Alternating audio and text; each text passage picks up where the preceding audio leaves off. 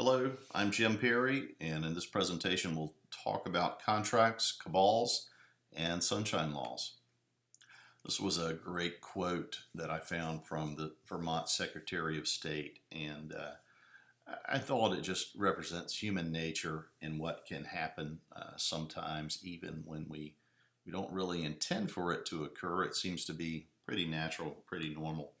So let's start with the subject of contracts. This contract is between the Woodmen, the City of Kinston, and Lenoir County. And this is the face of a contract that most people aren't aware of or haven't heard anything about, and it is an addendum to the Cooperation and Development Agreement. And I'd like to focus on the top section of the contract and break it up into a few little parts just so we can take a look at some things that may be important. And as we pull this small section of the top part forward to make things a little more simple, we'll focus up in here and primarily on this section that references a reimbursement obligation of the foundation, and it tells us where to find it in the contract. So if we pull forward this section of the contract, here is the reimbursement provision. This spells out that the city and the county must be reimbursed in a prorated manner if the agreement's ended. And the next two sections below that, B and C, I don't think they really matter because I don't think government, local government, has the authority to give tax funds to a charity. I think that clearly exceeds their constitutional rights. I don't think they have the right to do that. It exceeds their constitutional authority. But that's something you can look up on your own. That's just my opinion. I'm not an attorney.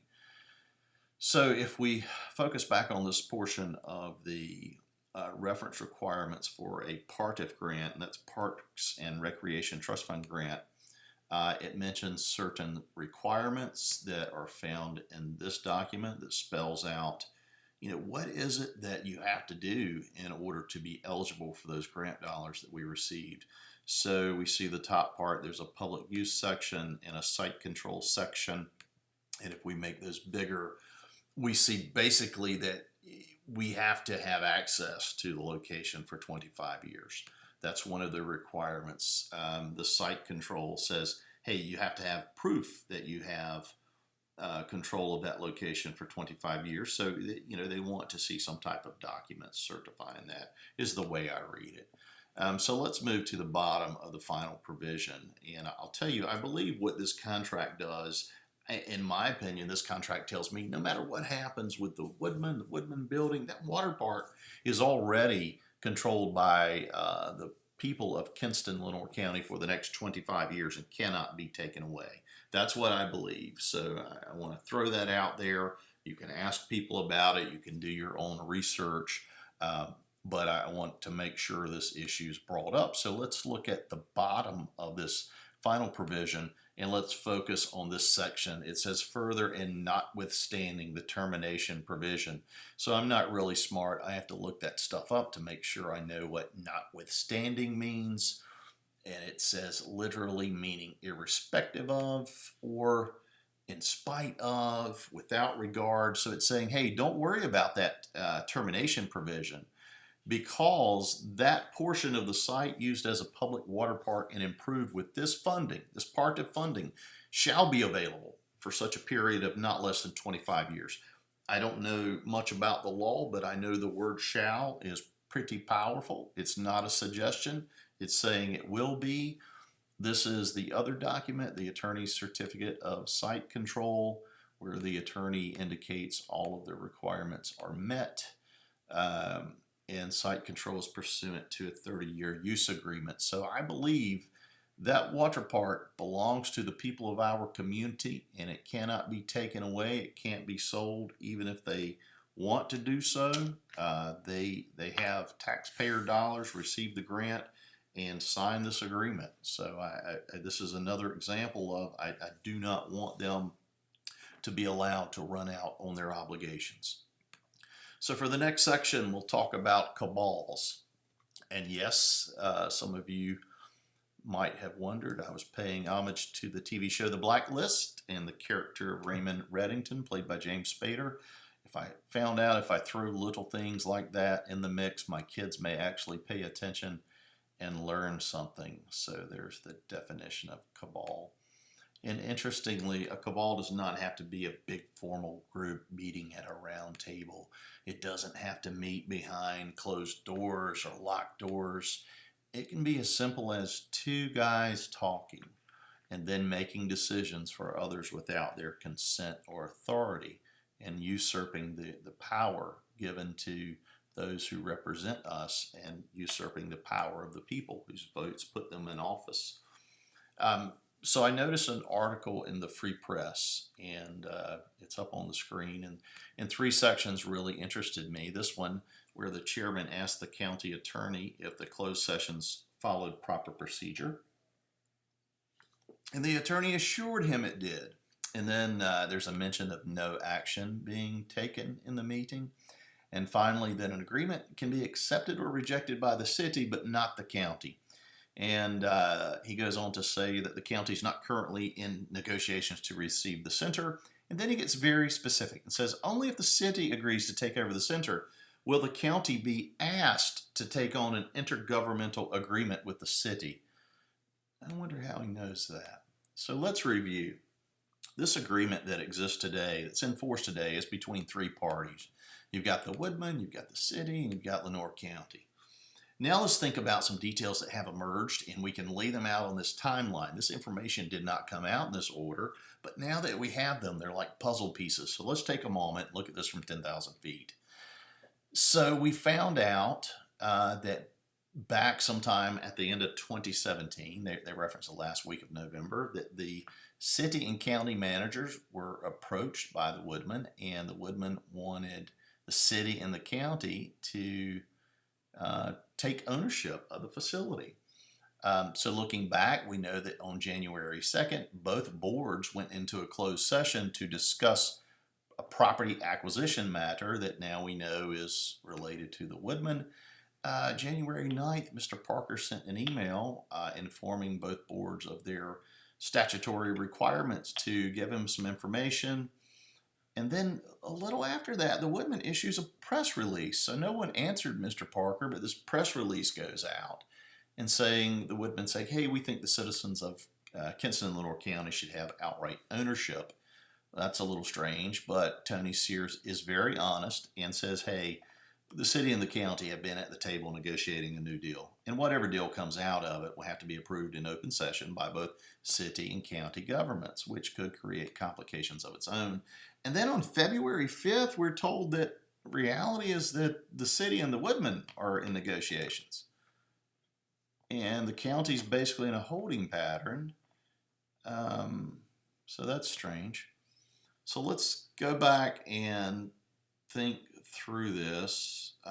This is our full board, and we're told that the city manager, they were approached. Okay, we know that. And the city and the county went to a closed session. Woodmen Foundation issues a press release.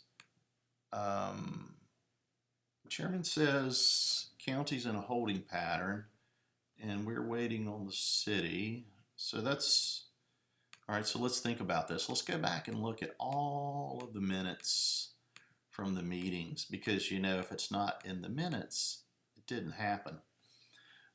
Only the Board of Commissioners have power. No single commissioner has any authority. I read that in the statutes, and I remember the chairman making that statement in June of 2017. So you have to exercise corporate power. It has to be the whole body there. It can only be exercised by the Board of Commissioners, so no individual has any right to do that. Then I read that public immunity bars civil claims against public officials unless their actions were malicious or corrupt, and then they have absolute immunity from claims arising from their actions so long as they're acting in a legislative capacity, as long as their acts were not illegal. So that's interesting stuff, because when I think about this, I think about there are three parties in the existing agreement: the Woodmen Foundation, the City of Kinston, and Lenoir County. If the City of Kinston's negotiation with the Woodmen Foundation caused them to end their relationship with Lenoir County, could that be torturous interference? If a public official or public employee knowingly assists and encourages this behavior, is it a breach of their fiduciary duty? Can an individual get in trouble for that? Because today we've got an agreement and everyone's happy, and somehow we're finding out that Lenoir County is disappearing from the mix, and City of Kinston is now with the Woodmen, and no vote has taken place. It doesn't matter if it's an unknown person or a group of people or even someone we may know but can't prove their identity yet. It doesn't matter because it was not this group of people, and they're the only ones that can make a legal decision for Lenoir County. A cabal cannot make decisions for us if we refuse to accept that behavior, because every voter should be angry. If none of the commissioners are involved, they should also be very angry. And if one of them is involved, the remainder of the body should be angry with that person. Not only is the behavior illegal, it's just simply wrong. It circumvents the rules, it circumvents the law, and it makes the vote of the people worthless. But maybe my imagination is just working overtime. Maybe all of this is happenstance, that Mike Parker requested information on January 9th, and then on the 12th, the press release is issued. Maybe my imagination is working overtime, and maybe I'm wrong. Just as a note of interest, this is the court case that Mr. Parker referenced in his email. This case involved a situation where a recreation department wanted to acquire land for a park, and the governing body wanted to keep it confidential. And in the case, they say the General Assembly has made it clear of its intent to restrict the circumstances in which closed sessions are permitted. And they say you can't go into a closed session under the guise of one thing, then discuss another. It's not allowed. So I've gotten some emails, and people have asked me, hey, what can we talk about? What's the future? So they want to talk about the future. Yeah, this is another move to make my kids pay attention. That's the rapper, Future. So when we talk about the future, we'll talk about closed sessions. We'll have information from the Sunshine Center. We'll talk about the board's ability to restrict communication about closed sessions. They can't do it as long as something confidential is not being disclosed, but not confidential in the sense you probably think. What happens in closed sessions, not everything is confidential, and the governing bodies cannot restrict the rights of individual members to exercise their free speech. We'll learn more about public records. Even if something's a draft document, it is a public record if it's been shared. Public records are all records. We'll talk about, this is a big deal, Williams versus Pasquatank. If you act like a business, you're treated like a business, and you lose the protection of governmental immunity. We'll talk about contracts, and hey, is this an issue? The last thing I want to mention is I want to talk about the city council, because I hardly ever reference them. And I hear people say some things that just, they're not accurate, and they get on my nerves. I want to point out a few facts. One, Sammy Aitken voted against the Woodmen contract years ago. Joe Tyson brought up concerns. Felicia Solomon was not on the council. Crystal Suggs was not on the council. And the mayor was certainly not on the council, had nothing to do with it. And any problems that exist today did not happen in the last 30 to 60 days. So let's be very real about that. These people did not cause this problem, and they should not be getting any of the blame for it. I hope you're enjoying these presentations. This is not private sector. This is public business, and we need to make sure we conduct public business appropriately. Thank you.